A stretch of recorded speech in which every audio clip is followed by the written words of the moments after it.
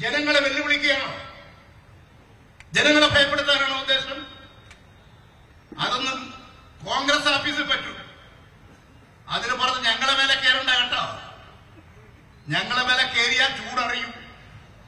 അതറിയാതിരിക്കുന്നതാണ് തൽക്കാലം നല്ലത്.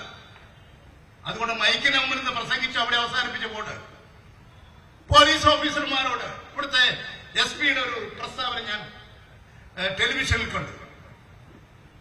അദ്ദേഹത്തെ ഭയപ്പെടുത്തി, അദ്ദേഹത്തെ വല്ലാതെ ഭയപ്പെടുത്തി, അദ്ദേഹത്തിന്റെ കുടുംബത്തിന് നേരെ ഭയപ്പാടുണ്ടാക്കിച്ചു.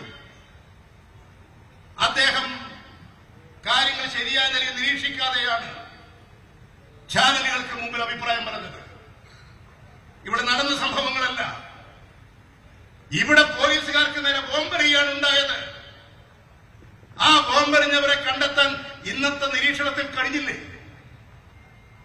ഇന്ന് ബോംബെറിഞ്ഞാൽ ഇന്നത്തെ ആധുനിക സംവിധാനം ഉപയോഗിച്ചുകൊണ്ട് ബോംബെറിഞ്ഞവരെ കിട്ടും. എറിയുന്നവരെ കണ്ടു, കൊണ്ടുവന്നവരെ കണ്ടു. അവിടെ ലാത്തി കൊണ്ട് ഏത് പോലീസുകാരനാ തല്ലിയത്? തല്ലിയിട്ടുണ്ടെങ്കിൽ കോൺഗ്രസുകാരോട് ചോദിച്ചാൽ മതി ആരാ തല്ലിയെന്ന്. അതിനകത്ത് ഗ്രൂപ്പല്ലേ?